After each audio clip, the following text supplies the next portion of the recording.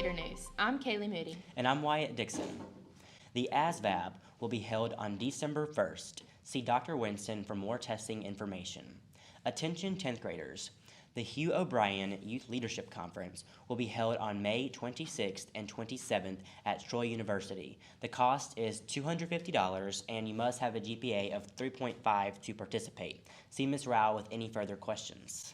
It's been a very eventful time here at Satsuma. We would like to congratulate Ashlyn Ross for getting second lady in waiting for the 23-24 trail court and wish good luck to our amazing drama team, our cheerleaders headed to state competition, and our swim and basketball teams. Basketball shirts are on sale. See Coach Harris for more information. We are going to be hosting a mental health fair in the Media Center on Monday, December 12th, where we will be having tables from different school clubs sharing advice and tips for relieving stress as semester exams approach. And finally, after this week, we have a Thanksgiving break all next week, November 21st through the 25th. Now let's take a look at some highlights from the close-up trip to Washington, D.C. Throughout the span of a week, students from all around the country were split into groups to explore the history of our nation, discuss relevant issues, and strengthen our political efficacy. Out of the many monuments we saw in Washington, D.C., let's talk about some that stood out. The first place we stopped was the Thomas Jefferson Memorial. The room was filled with hundreds of other students from around the country. Engraved on the walls were quotes from the Declaration of Independence, specifically the sentences that spoke of men being created equal. This was especially meaningful because even though the room was filled with unfamiliar faces, you could see that we were not that different after all. Satsuma visited the Thomas Jefferson Library, which greatly emphasized the importance of knowledge. Jefferson had a large collection of books, ranging from different translations of the Bible to the science behind our world. Jefferson believed that books gave him enough knowledge to be open-minded. This is a crucial part of our democracy because it reduces bias and helps us come to an agreement on issues that we're facing. This next monument was not only a tribute to George Washington, but a symbol of freedom and individuality in our country. The Washington Monument was the most recognizable structure in D.C. No matter where you were, you could see it standing tall in the sky. Its symbolic presence was most apparent when we visited the Arlington Cemetery. There were countless rows of gravestones on the ground, each of which honored a fallen soldier. The rows seemed to be never-ending until you looked at the sky and saw the Washington Monument. In this somber environment, it was a hopeful reminder of what all these people fought for, and it urged us to continue fighting to better the country. Throughout this trip, we got to meet many people of different backgrounds. Not only did we discuss our views with other students, but with politicians as well. Although most of these encounters were planned, some were not. Stumbling into Doug Jones on the Metro train was one of these exceptions. Doug Jones was a former U.S. Senator from Mobile, Alabama. He talked to us about the importance of political involvement and said that he was in D.C. for the midterm elections. We all understand the importance of history, but we seem to forget that the things we learn are more than just stories. While visiting the U.S. Senate chamber, we got to see the place where Bleeding Sumner occurred. Being in the room where it happened made this somewhat comical event feel even more real. This led us to discuss how important it is that we put ourselves in the shoes of what we learn about. By really thinking about the components in our history, we develop a genuine understanding of the past, which ultimately guides us to a better future. Hey, my name's Joseph Brodowski, and welcome to our Thanksgiving-themed Gator Bites. All right, what are we doing today? I'll just do film. I have a piece of paper, and we're going to ask you some questions.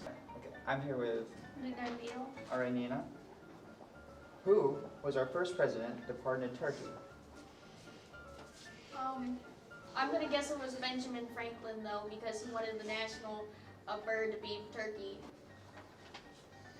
I'm sorry, that's incorrect. It was John Kennedy.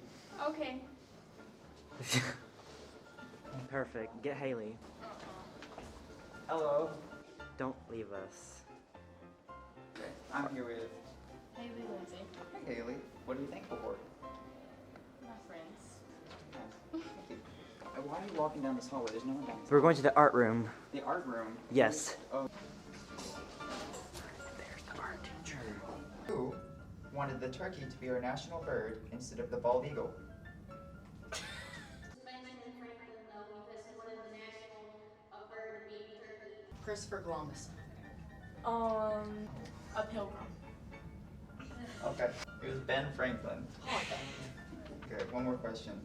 What is y'all's favorite Thanksgiving tradition? all the food I get to eat. Food? Yeah. Yes. Thank y'all. Thank you. Okay, I'm here with PJ. and Olivia. all right. How much in pounds did the heaviest turkey weigh? 50? 50 pounds? They're pretty big birds, like, I don't know, 75 pounds? You're actually really close. It was 86 pounds. If I hear one more Christmas song on the radio before December, I'm gonna lose my mind. Can you sing me a turkey song? Do you have one in mind? Go. Turkey, turkey, turkey, from all of us to you. We wish it was a turkey so we could party too. Hey, and that's my turkey song. Thank you. Ask the calorie question. Does that say what I think it says? What? What is your name? What grade are you in? Annabelle and 10th. Alright, so the question for you is, how many calories does the average American consume on Thanksgiving? Probably like 5,000, honestly. Pretty close. The answer was 4,500. Dang! Okay. All right. Who's our next victim? Joseph, what are you thankful for? I'm thankful for the opportunity to come to school and act as a witness to people around me. Nice. Alright, who am I with? KJ Austin. Alright. KJ. About how many pumpkin pies are eaten every Thanksgiving? 50,000. 50 million. 50 million? Man, that was close. By a long shot. Alright, thank you. Thank you. All right. I'm here with. Noah. All right. Noah. Do you have any plans for this Thanksgiving? This Thanksgiving? I have a Friendsgiving to go to. Oh, really? That's interesting, yeah. What's a Friendsgiving? A Friendsgiving is when you get with your friends and you all bring a dish and y'all all eat. So it's like Thanksgiving, but not with family, with friends. So we call it Friendsgiving. Oh, that's nice. Yeah. Thank you. You're welcome. I'm here with Daisy and. Chelsea. All right. Can you both tell me what you're thankful for? The baby. Okay. And Chelsea, what are you thankful for? My family. Your family? Oh, that's really sweet. Thank you all.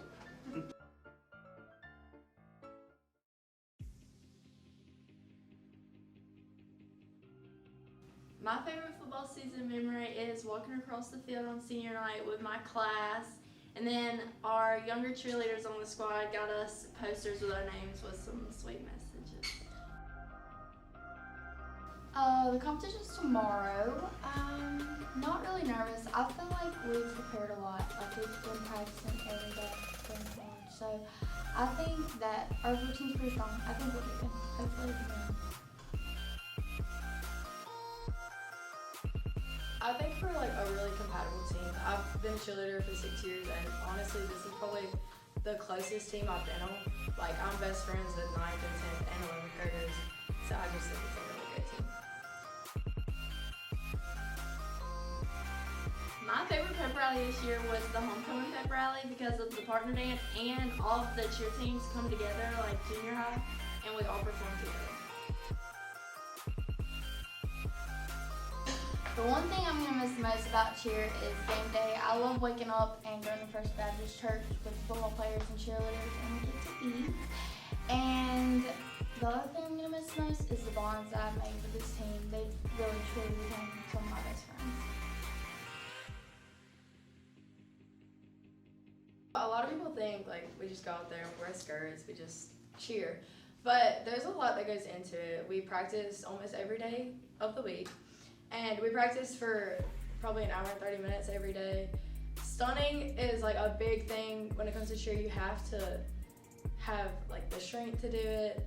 And I just don't think people understand how hard it is until they actually get out there and do it.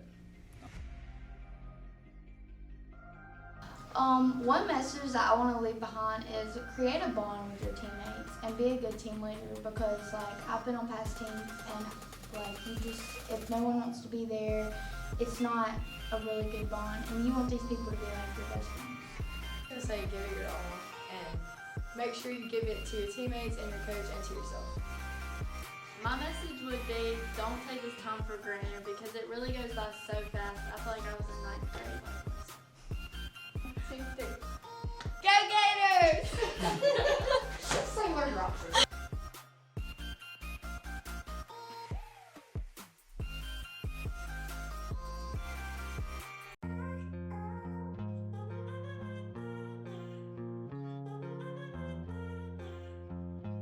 Gratitude is the quality of being thankful, the readiness to show appreciation and return kindness.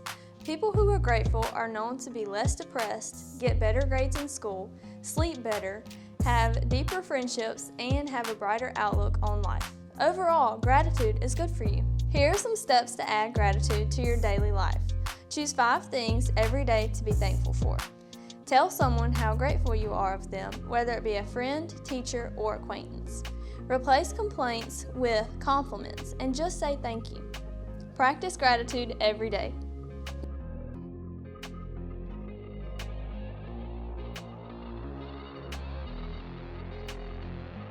Hey Gators, we would like to welcome you back to Poorly Described Movie Plots. This week's theme is historical movies. Make sure to scan the QR code on the Gator News board in the English All so you can answer all 3 movies for a prize in the next Gator News. Time only the first 3 winners will be recognized, so answer as fast as you can.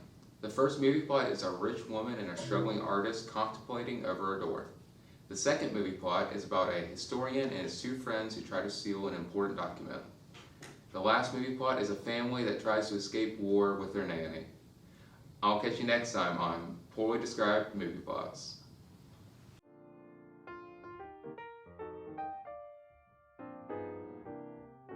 On behalf of the Satsuma High School peer helpers, I would like to say thank you to the amazing moment that occurred at our school in the past week. We would like to welcome one of our very own back to school, Mr. Brunson. Mr. Brunson always brings those good vibes that we all need sometimes, as our lives can be stressful, and he always cheers us up. No matter if it is giving students fist bumps in the hallways or asking how people's days went. He makes us feel the happiness that he carries with him constantly. And on behalf of the school, I would like to say that we are glad to have you back. We as a school miss you while you were gone, and a part of the school was missing, as we did not have such an amazing person here with us these past couple of weeks. Signing off from this week's thank you notes, I'm Jared Marquis, and stay classy, Satsuma.